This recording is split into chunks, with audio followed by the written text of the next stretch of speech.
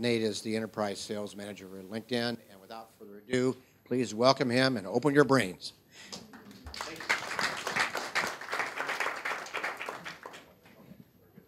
Hello, everybody.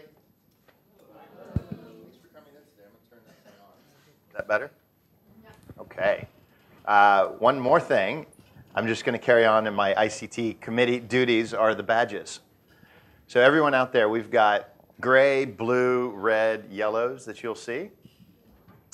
Blues are our members. Yellows are committee members. Reds on the executive committee, chairmans. But our favorites are the grays. Those are the ones who haven't joined us yet. So if you love what you're seeing today, if you've been to multiple events at the Chamber and you find it really useful, please go and sign up. We'd love to have you. Okay. So that aside, let's talk about LinkedIn. First, I need everyone to stand up so I can get an idea of what I'm dealing with today.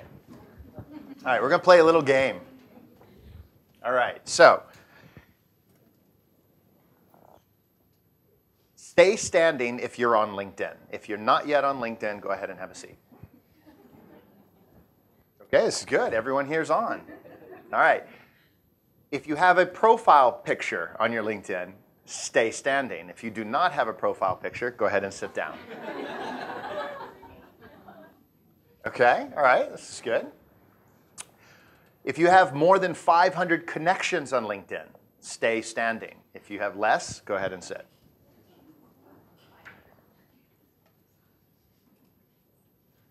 If you have joined more than 2 groups, please stay standing. Okay. And if you've followed more than 5 companies, stay standing. Okay. So we have about 1, 2, 3, 4, 5, 6, 7, 8, 9. All right. My colleague Alan in the back has a little something he'll hand to you guys real quick and as we get started. The reason I wanted to do that is to just get an understanding of the knowledge and the participation that we have on the platform. All right. You guys can all sit once you get your books. You don't have to keep standing, don't worry. You're not going to be part of the rest of the presentation, unless you want to be. All right, well, let's talk about what is this thing, LinkedIn? Why do I keep getting all these emails every day asking me to connect with people I don't know, or maybe people I do know? Why is it spooky? How do they know who I'm connected to, or who I should be connected to? We were actually founded, like every great technology company and social media company, having no idea where our revenue is going to come from. We just created a social network. And our mission was to make the world's professionals more productive and successful. We're not a job board. We were never intended to be. And that's, I know a lot of people in this market has that perception that you only go on LinkedIn when it's time to get a job. So today I hope I can talk to you a little bit more about some of the value that LinkedIn can bring you as a person, as a professional. We're not going to talk about any of our products that we sell. We're going to talk about you as a user and me as a user and what I'd used LinkedIn for before I even joined LinkedIn. And then we'll have great questions from everybody, I hope.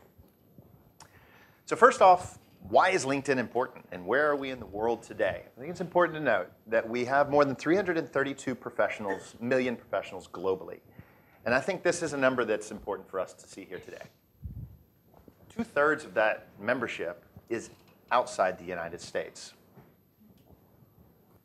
And in Asia, we have over about 65 million members here. And if we narrow it down even more to Hong Kong, we are nearing our 1 million member mark here in Hong Kong, which is almost about 60% of the market. And when we say market, that's the professional market, and those that have office jobs. So it won't include construction workers or students along that line. So we're pervasive, and we are global. We are the only social media company that is truly global in that we're the only ones allowed inside of China. So if a China professional wants to connect with the rest of the world, LinkedIn is the only platform for them to be able to do that. But also more importantly, who here, raise your hand, have you ever Googled somebody's name either before you met them, after you met them, or if you've heard about them? Anybody ever do that? Raise your hand. Okay.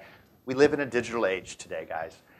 And as much as some people might not like it or might not be comfortable with it yet or might not be as up and active on it, this is what's happening.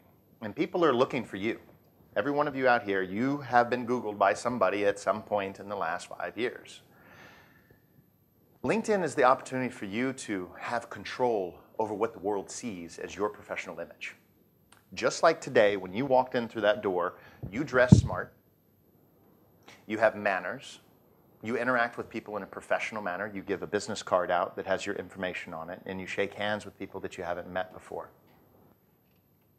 LinkedIn is the digital personification of your professional image. And this is extremely powerful in a digital age today. Instead of letting somebody else control what is Googleable about you, is that a word? Yeah, I'm from Texas, where Bush comes from. We make up words there.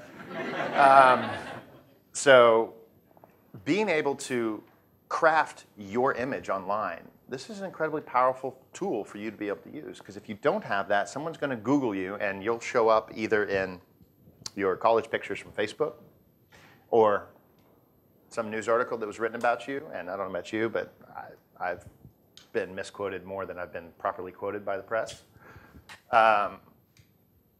And it also shows up very high in the search rankings on LinkedIn.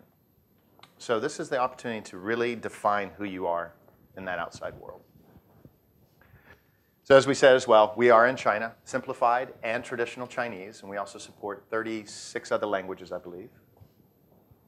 And what do we provide as a benefit for our members? The professional identity I was just speaking about, and then the networks. Who here has a desk drawer full of business cards and a Rolodex? Okay. I've been in sales my whole life, so my job is to go meet people. I've just reams of business cards, and if that person moves company, the business card's no good to me. I can't reach them. Also, I have so many. How am I ever going to keep in touch with all these people that I have spent my time investing in getting to know me? And this allows me to digitize that.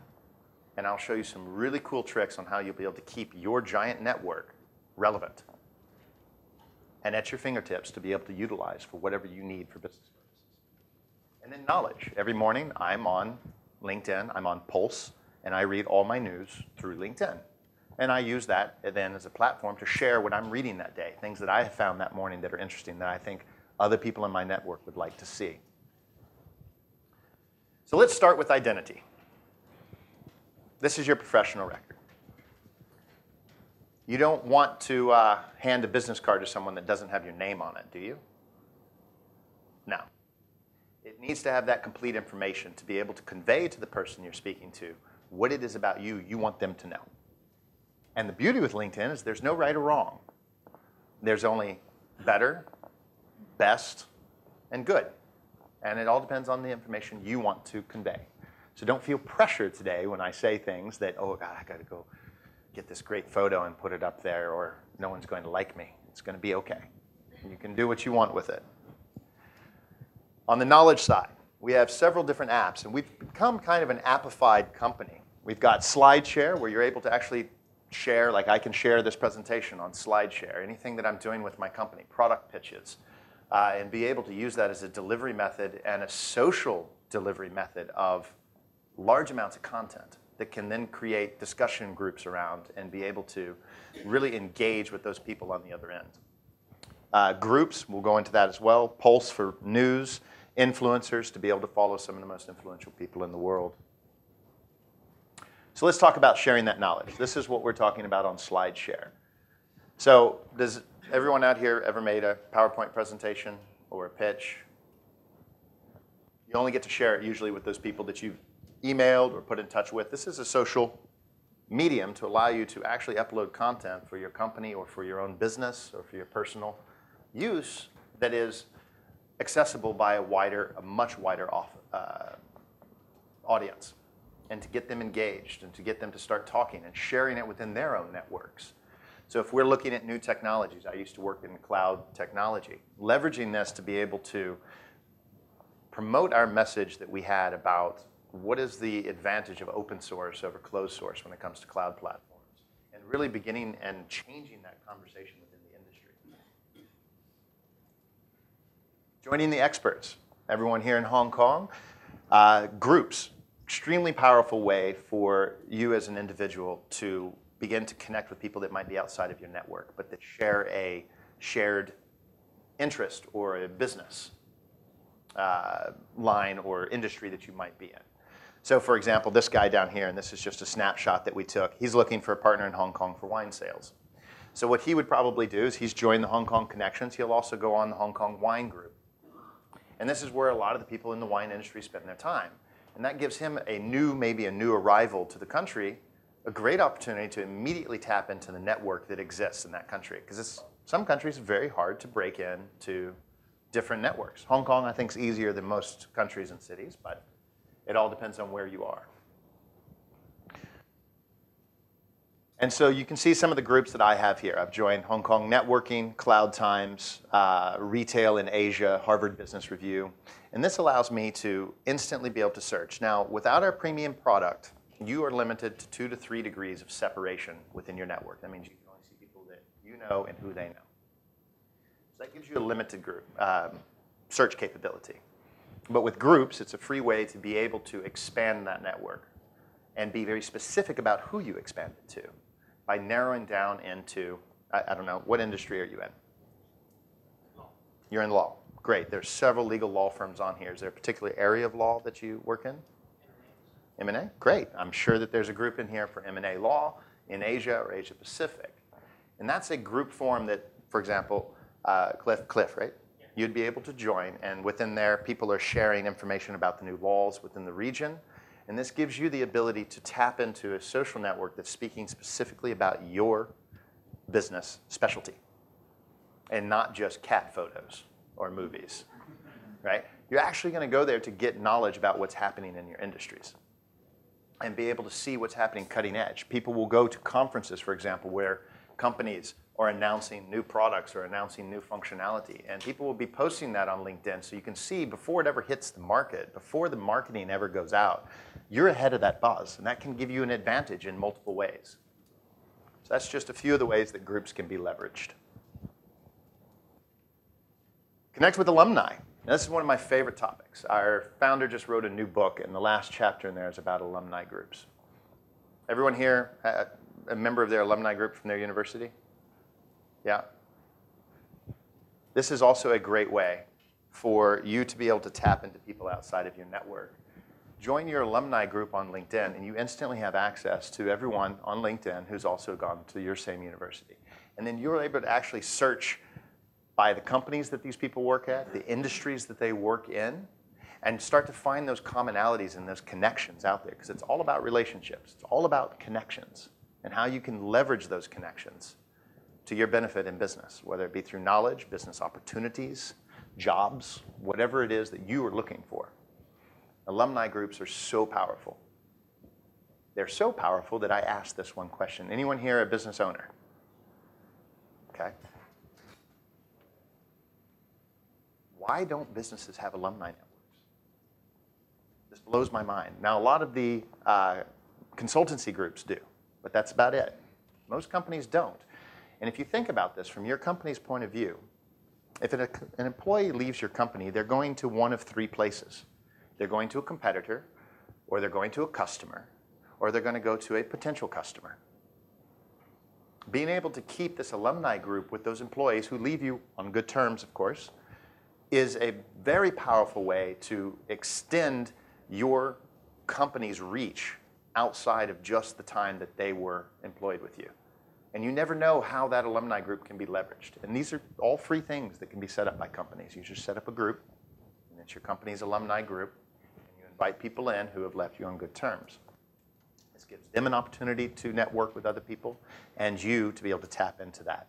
And in Asia, we see a very big trend of returnees, where an employee will leave a company in China or in Hong Kong, and 2 years later, they'll come back. But one, that's great for you because you already know they're a culture fit. So that's not a problem. Two, they've gone somewhere else and gained some knowledge that you didn't have to pay for, but now you get to benefit from when they return to you.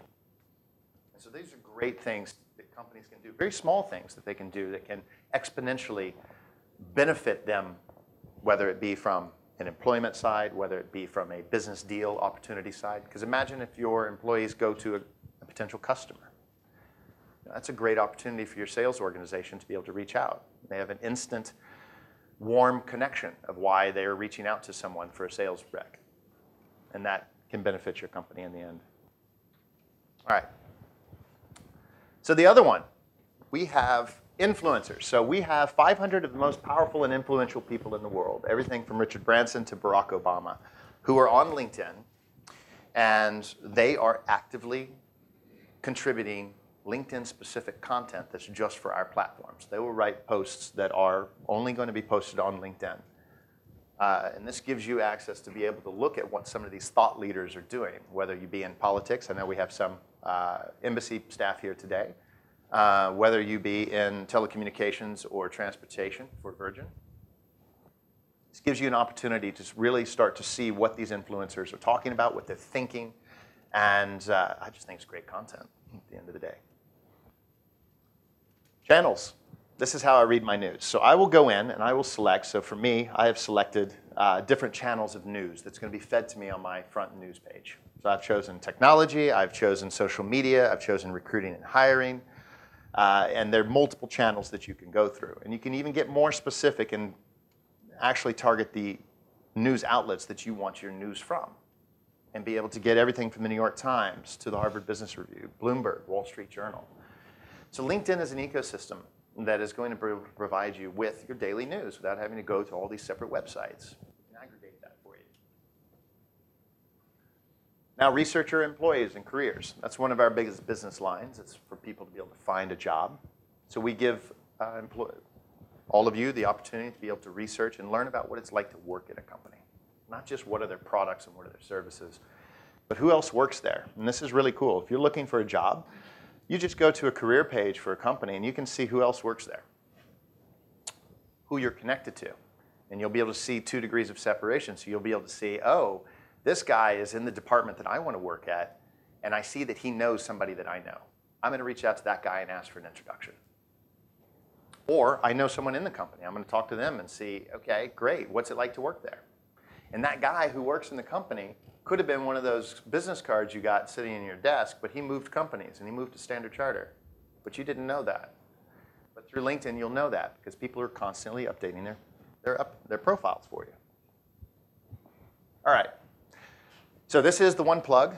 We do make money as a social media, and we do it in 3 ways. We have hiring solutions, marketing solutions, and sales solutions. On the sales side, we help companies remove the cold call. On the marketing side, the most powerful B2B platform. And then on the talent side, we help companies be able to reduce overall spend and find the best talent. All right, so let's talk about our mobile apps. Everybody have an iPhone or an Android? Anybody not have a smartphone? I think that's the best question. Okay, good. All right, so all of our apps are free.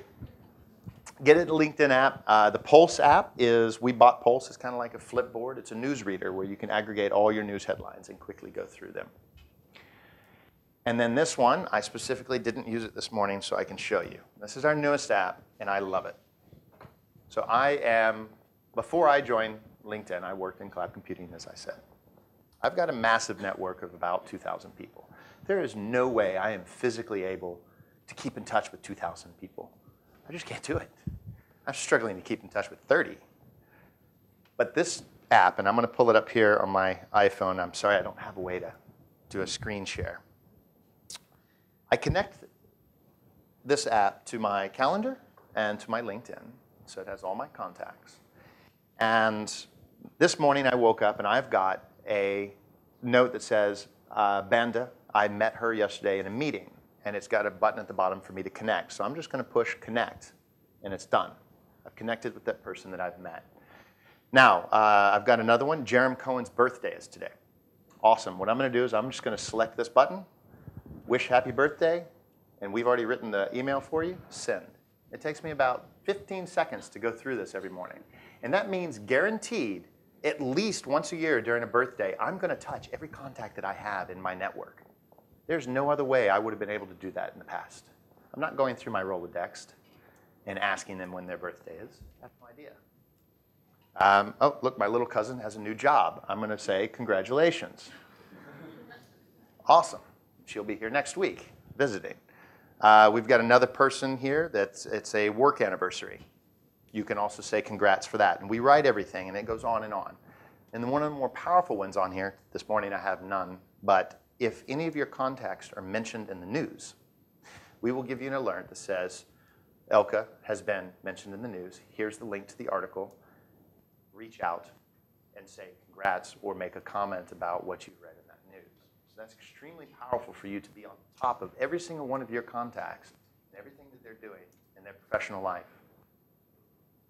And that will help you keep that Rolodex up to date and mentioned. All right, so enough with my favorite app. So profiles, the good and the bad. We're going to get deep dive into the profiles. So first off, just a snapshot of my colleague Nick, an example of what a good profile would look like. And I was going to use Richard today, but we decided not to. Oops, sorry. Here is an example of a bad profile. Anyone make one comment about why the one on the left looks better to you as a person? Anybody? Picture. Okay, a picture. Great. Anything else? More information? Yeah? Yeah, you have no idea what this person's background is, right? You have no idea. So let's look at that, because everything on LinkedIn starts with your story. In building your professional brand, we'll use our CEO as the example for this. Okay, first off, obviously, we want to put your name up there and put it up correctly. If you're in 2 languages, we've seen people that are able to do the English name here, and then let's say your Chinese name here, right next to it, if you wish to do that. The other one is the headline. It should be catchy and keyword rich, because this is how we do the search results. When people are searching for M&A lawyers, Cliff, do you want your name to come up top? No? I mean, it could be business for you, right? Yeah? I mean, it's probably not going to be a lawsuit. Most likely business, right? People aren't just looking for lawyers to sue. They're looking for lawyers for a purpose. Yeah? So make it catchy, make it keyword rich. So for me, I don't have my title up there. I say I help companies go from good to great. And this is your first impression. And this is where you really can convey kind of who you are at the snapshot. This is the single most important thing. I equate not having a picture on your LinkedIn profile to not having your name on your business card, or not putting a phone number or email on your business card. You wouldn't think about doing that. The reason why this is so important is because it's about perception and trust. And it's also about your search aggregation. People with a photograph are 7 times more likely to be found in a search, an accurate search, than those who don't. People who you are doing business with are twice as likely to trust you when you have a picture up there and they're able to actually see who it is on the other end that they're talking to. Business is all about relationships. And just like it is when you're in person and shaking hands with people, you don't want to leave the most important factors out of it. And I think who you are and what you look like is one of those. So the public URL, you can edit this. Right now, you've probably got 57 letters and 13 numbers, scattered into some uneligible link, which is this long, that you don't want to ever share with anybody. So you can personalize these, and it makes it very easy for you to share with people. Activity. Let's look at this. So these are the posts that Jeff has been publishing.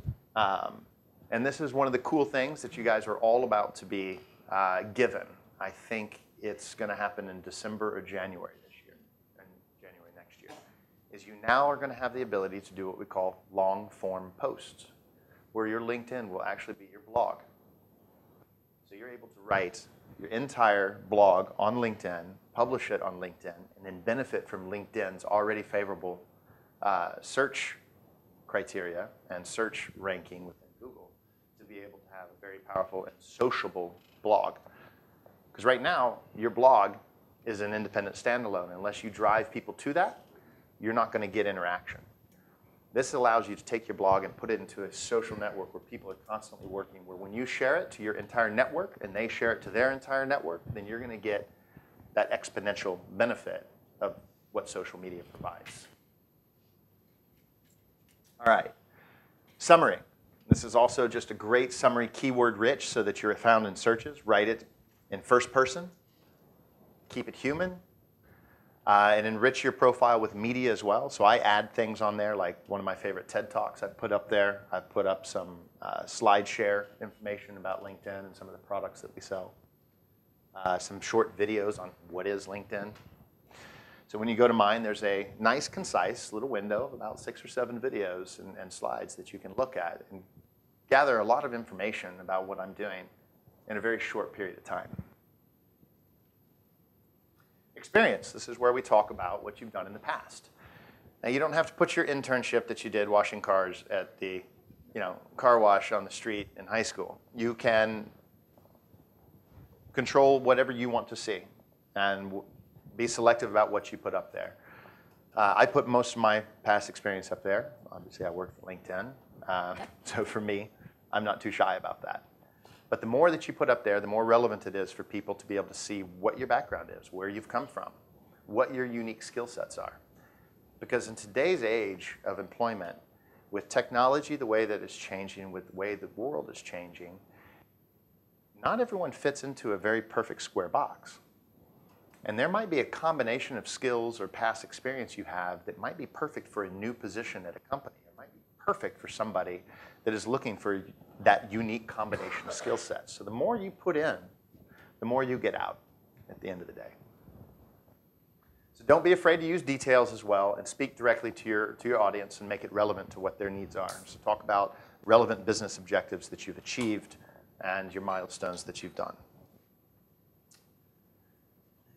There's also one. Volunteer experience can be just as important as career experience. People want to see what you're passionate about, what you're giving your time to in your free time.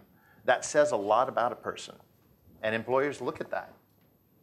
Business partners and potential customers look at that, and that can have an influence on that. So don't be shy about sharing that as well, and the ones that you support and the ones that you're passionate about. Oh, and there's a little, whoops, I want to go back. No, I want to go back. Sorry. There's a little screenshot here I want to share with everybody.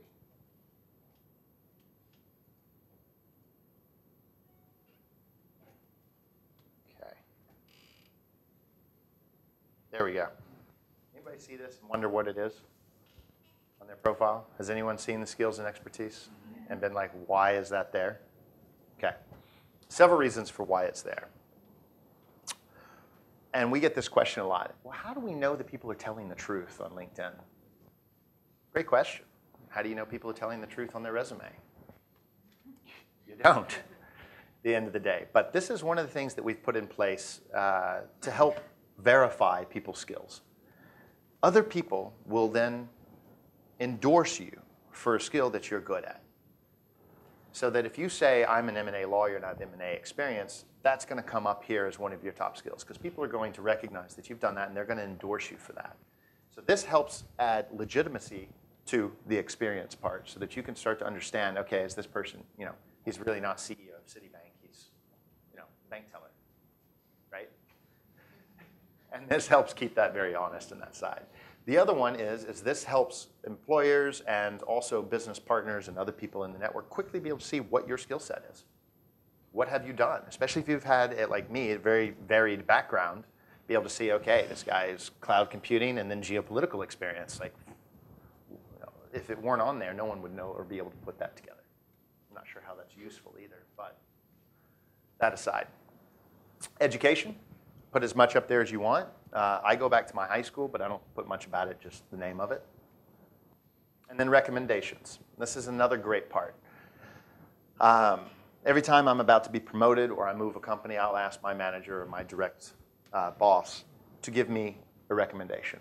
I think Tony back in the back has given me, we've done business together in the past. I think I've gotten a recommendation from Tony as a customer. So this is also an opportunity for you to establish your credentials by third person, being able to endorse you and say, yes, I have worked with this person. They do wonderful things. They're great team players. They're incredible at solution selling. They're incredible at mergers and acquisitions. Whatever your skill set is that you're looking for, get people to tell you that. And they'll usually ask for one in return as well.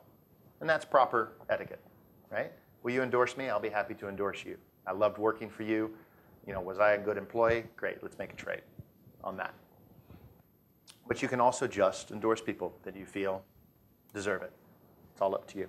And you can also ask for those endorsements. And you get to proofread that endorsement before it goes on your profile. So don't worry. It's not going to just be thrown up there and someone says, yeah, you have strange looking hair, and right, you'll be able to edit and decide whether you want that to be shown. All right, so connections. This is where we were talking about, again, that power. And how have I used this? So my connections in LinkedIn, when I was at my cloud computing business, towards the end of the business, I was getting about 60% of my leads from LinkedIn. And they weren't cold calls, because I would look at who I needed to talk to. I'd find out who I'm connected to that knows that person. I'd ask for an introduction. And for me, that made me extremely efficient. That made my close rate much higher. And it made it much easier to get in front of that person because it came from a trustworthy mutual connection. So that's one way I use it. Two, for the chamber. We sit around for ICT committee and we're like, okay, what are the hot topics in technology today? We've done 3D printing. We've done drone technology. I don't know anyone in 3D printing. I don't know anyone in drone technology. So I post on my LinkedIn looking for speakers within this field. And I immediately get feedback from people because my network's only so big. But if I can leverage the networks of all the people that I know, that's a 10-fold or 100-fold exponential that allows me to really spread that out. So use it, leverage it. And so those are just some of the ways that I've been using it. And because it's a social network and that they're in charge of their profile, they keep all their stuff up to date. So if someone moves from company A to company B, you're going to know that. If someone starts their own company, you're going to know that. And you're going to have the ability to reach out and connect with them, even if their email expired, or they moved countries and their phone number no longer works. Am I doing okay? Am I talking too fast? No? Okay. All right, so let's talk about the groups again. You can join up to 50 groups, and this allows you to, without having to pay for premium subscriptions, be able to expand your network within the areas that are important to you as a professional. And then the following, of course, the influencers. We talked about that. Now, whoops. Yeah, okay, that worked. Let's talk about the company page. Anyone in here in marketing? Okay, great. So this will be really relevant for you guys. We have over 9,000 company pages in Hong Kong, just on LinkedIn. 9,000, almost actually 10,000. So it's about 9,700 and change. So what does a company website have that a LinkedIn company page does not? Absolutely nothing. But if you ask that question the other way around, the answer is engaged followers and advocates. One is a graveyard for content, and one is an engaging social platform born to share content with an interested target audience. If you all go home today, go out, look for your company on LinkedIn, you're going to see that you have followers on that page. These are people who have requested information from you. They're engaged with your brand. And a lot of companies haven't yet woken up to interacting with them. So there's a lost business opportunity right there where people are wanting to know, wanting to engage with your company. And right now, you're not delivering content back to them.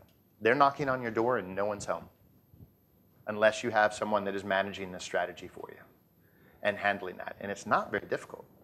We encourage people to just put up maybe 4 posts a month. It's not a lot. It takes about 5 minutes of your time. Your company page is key, and how to make most of it, because this is free. It doesn't cost you anything to create. This gives that image in a social environment, as I said earlier, that allows people to interact and connect with you. Right now, when you put a press release up on your website, who sees it? Not that many people, unless you have millions of people coming to your website for press releases, which I doubt they do. You post it on here to everyone in your company, to all of your connections that are out there, then it begins to have that viral effect. And that allows you to be able to talk about what's happening in your business, what's happening in the industry. Is your company a leader in the industry? Do you guys think differently, as Apple would say? And it also gives the world the opportunity to see the great talent that you have and who works for you. Because great talent wants to work with other great talent. and they're going to research that. Who here uses OpenRice? Okay. Who likes Thai food? Not as many hands. Okay. I'll just use that as an example. You want to go have some Thai food in Causeway Bay this weekend. You're going to get on OpenRice. Which one are you more likely to go to? The one that has 300 smiley faces and lots of reviews and pictures of the food, or the one that has 2 smiley faces and no pictures and no reviews? Right? It's a no-brainer. Same thing about social media. We are all connected. We are all very informed, and we have the world's information at our fingertips. But if we're not putting that out there as a professional company, it's going to impact our image within the greater world community as negative. It doesn't mean your company's bad. It just means that they're not out there talking about who they are in the right channels. Just like a restaurant that's not getting these reviews in OpenRice. And if someone's doing business with you and they find you on LinkedIn and you connect with them, the first thing they do is they go and research your company. If you're looking for an employer and you reach out to the employee and you reach out to them, the first thing they do is go and look at your company. And a lot of the people on LinkedIn are what we call passive. That means they're there reading their news, doing other things. So they're not going to take the time to leave LinkedIn, go find your press releases on your website to do that research. They want something quick, easy, and accessible within the platform at which you've communicated to them. And having that company page is the best, free, easiest way to do it. And it doesn't take much to set it up. So where are we headed for the next decade? And we're almost done, and we get to questions. To create economic opportunity for every member of the global workforce. And that means China is absolutely critical to our strategy. With 20% of the world's workforce and professionals in China, it's a must. And by creating this economic opportunity, we'll help people find work, realize dream jobs, and those who already have their dream jobs become great at it. And that's what we want them to do. And we're calling it the economic graph. So this is where we're headed. To be able to map every company, every employee, and every job opportunity that exists. And that's all I have to say for today. Any questions?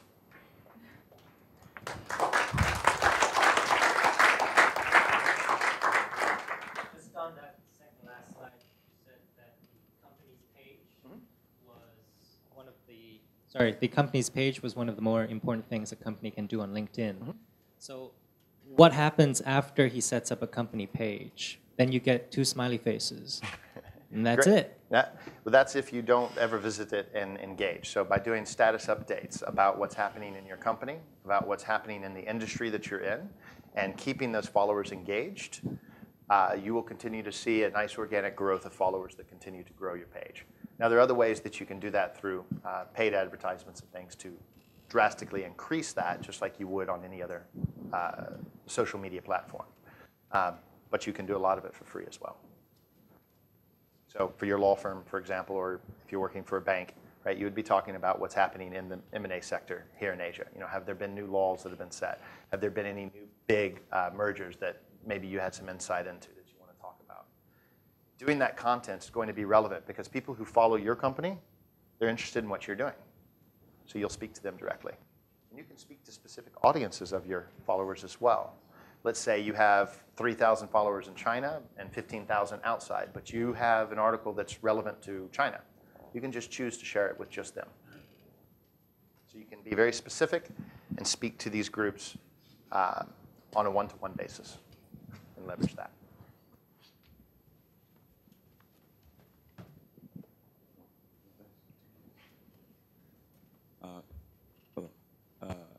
Good afternoon. Hello. Thank you so much, Nate, for sharing wonderful information, definitely valuable. My question is, I have a little bit of ADHD at times with a lot of projects going on.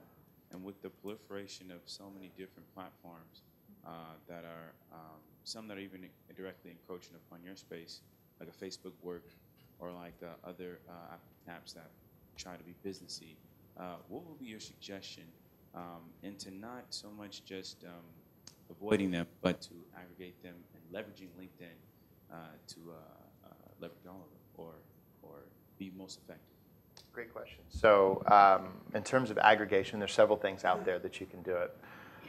There's like a company called Hootsuite, for example, where you can put all of your social media into it, your Twitter account, your Facebook account, your LinkedIn account. And when you do a post, you just do one post into Hootsuite and it goes to everything for you. On our Pulse app that we have, on that newsreader app, I have the ability to post to Twitter, Facebook, LinkedIn, my email. So it allows me to reach my wider group of social media networks that I use. On the post. Yeah. On Pulse. sharing of the news from the Pulse reader. Pulse. Pulse. And then on our posts, when you're doing the post on LinkedIn, you can link that to Twitter, for example. But in terms of deciding which ones to use, that's up to you. You need to find what's effective for your business, what your objectives are, and then use those. So for me, I communicate outward on Twitter, but I do not read it. I find it too noisy for me. It's a bit overwhelming. But other people love it. So it all depends on really what is you find speaks best for what your business objective is. Thank you. Yeah. Hi there. I've got a question. I'm aware that you can upgrade your account, which you pay for, and there's relative merits for doing that. But if you could provide a bit of further insight, that would be great. On the upgrading of the accounts, if I was to do it, what would be the value add? Sure. It all depends on what your objective is. So I know you're in property. We spoke earlier. Basically, sales, yeah. All right, you're on the sales side. A sales role, how would it benefit me? Sure. So from that side, what I would suggest is we have premium subscriptions for just the premium user. We have Job Seeker Plus. We have sales, premium sales. And each one has a different, I guess, advantages for its functionality. So for you on the sales side, I would say that would be the better premium subscription. That allows you to send InMails, which are direct email messages to anyone within 3 degrees of connection of you. And that also allows you to be able to see Team Link and who else you know is linked to particular leads that you might have. So be able to create actually a lead flow and generate and follow all the companies that you're going after or the individuals that you're trying to go after for business. So you'll be able to search for them, you'll be able to connect with them, and be able to send them direct communication as a salesperson. Hi, Susan Madden, University of Southern California. Thank you very much, Nate. Quick question regarding, sometimes I end up with people trying to reach out to me. I have no idea who they are. And they seem to be extremely random, and I look up their profiles, and the profiles look even as though they're made up. Does that happen, and why is that happening? Sure. Why? Because they're crazy people in the world, so I'm sure that happens. I'm sure that happens. What I always give advice to is don't connect with people that you don't know, unless that you've seen their profile and it's really relevant to what you're doing. Then what I do is I will actually send a reply, say, hey, thanks for reaching out to me. Please explain to me why our connection will be mutually beneficial. Yeah? So if I don't know the person, I'm not going to connect unless they can give me a good reason of why we're connecting. So that would be my advice. And yes, I'm sure, I mean, I saw a Kim Jong-un profile the other day. I mean, yeah, there are going to be some out there. And if you ever run into any that there's an email address, tns@linkedin.com. Just report them if you feel they're abusive, spam, or you think they're false. Is it TN? TNS, yeah.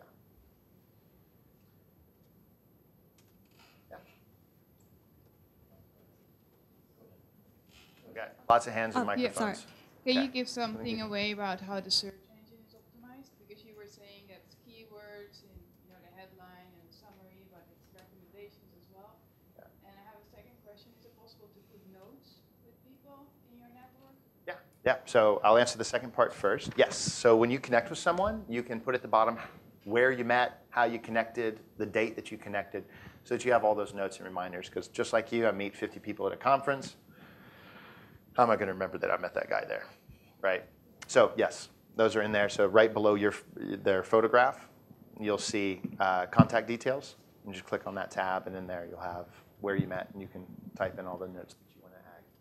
On the big question of what lies inside of our little black box, no idea. You'll have to ask our data guys, our data science guys.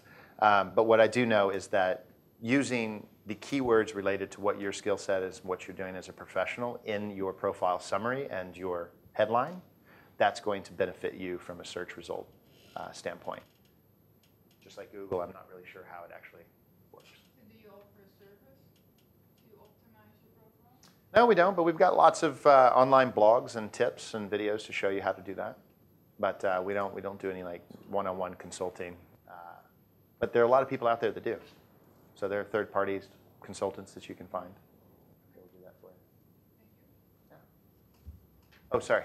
Hi, Nate. Great. Thanks for the presentation. I work in marketing. and we are very active on LinkedIn already, posting, reports or anything where we want to share our expertise on. But one of the biggest complaints is when we manage several of our very senior leaders' bio independently, and the issue about turning off the activity feed because they feel like they get bombarded with every day with someone changing one job, one location, one title, and they think it hurts their image because they're obviously they don't know how to use the functionality of LinkedIn. Right. So could you give us or provide advice as to what would be if someone wants to update the title or add a new project, but they don't want their whole connections to get that alert?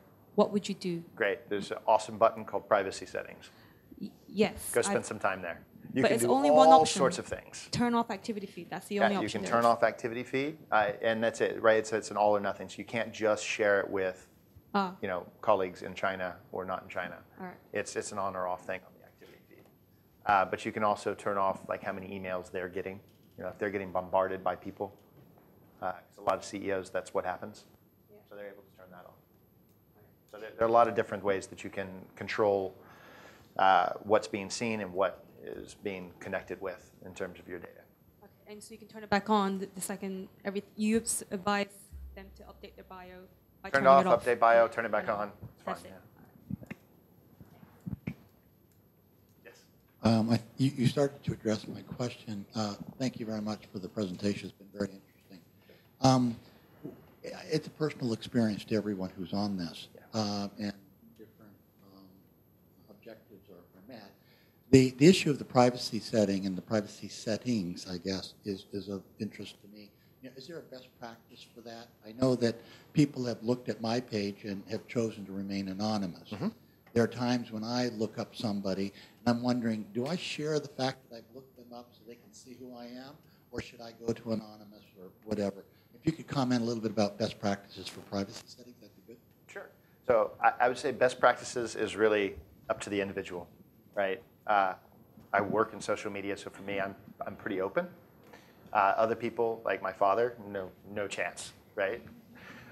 So I wouldn't say there's a best practice, but to answer your question in terms of who's viewed my profile, that's a two-way street, and you can turn that off. So that means that if you turn it off, you will show up as anonymous to someone else, and then you will not be able to see who's viewed your profile. Right? So it's a two-way road. So if you don't want people seeing you, you're not going to see them. So on that side, just determine how you want to do that, how you want to manage that. And that can vary from day to day, minute to minute. You could turn toggle on, toggle off. On and off. Great. Yeah, you can go trolling one day and next day back to normal. Yeah, but for best practice, just whatever you're comfortable with. One of the complaints I get from most of my friends in banking is like, oh my God, if I get one more connection request, I'm gonna kill somebody. So I'm just like, turn it off. Make you not accessible.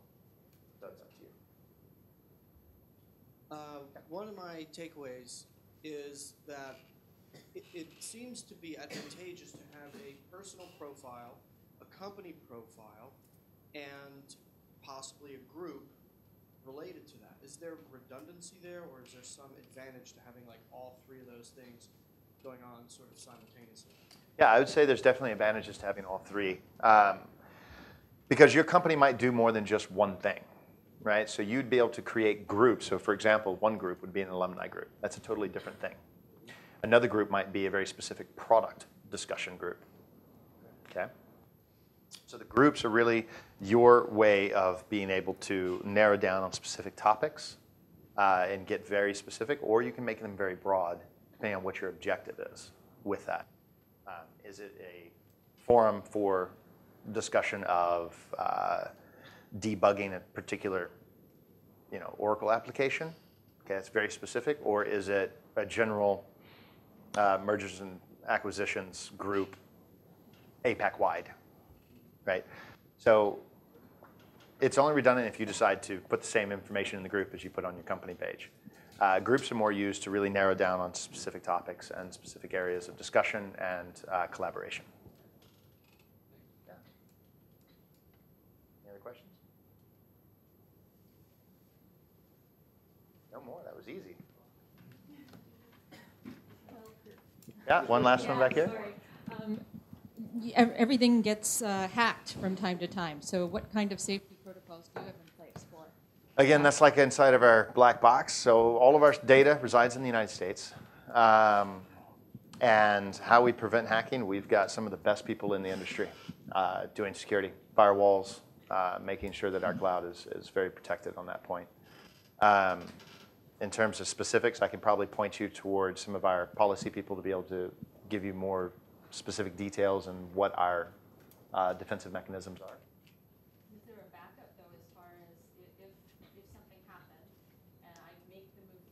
If something happens, I make the move completely from Outlook and iPhone, iAddress, whatever it's called, to just putting all my contacts into LinkedIn, and something happens. Yeah, so everything's definitely redundant. Okay. Yeah, you're not going to wake up one morning and everything be gone.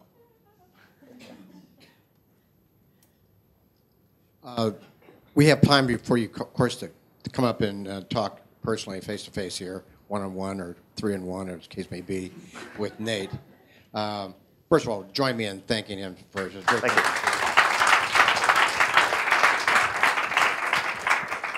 I just want to let you know that we've done a survey of committee chairs and so forth about our meetings at noontime, and not just because of Occupy Central, but because where our members are more spread out, that we find if we end our meetings at 1:30 or 1:45 latest, you can always hang around and talk with the speaker more.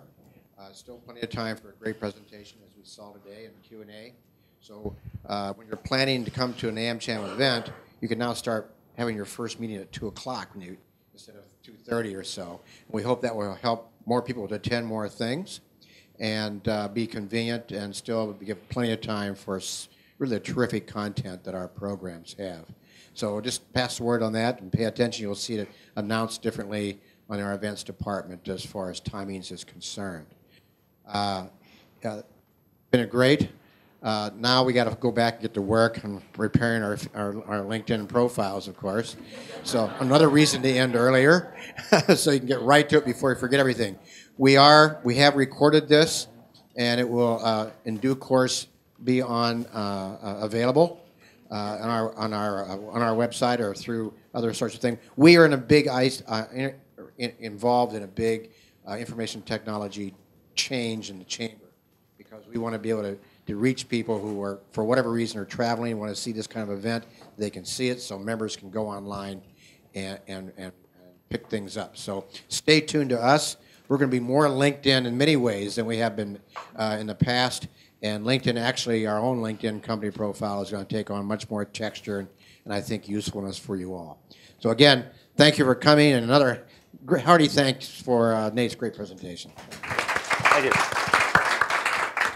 Appreciate it.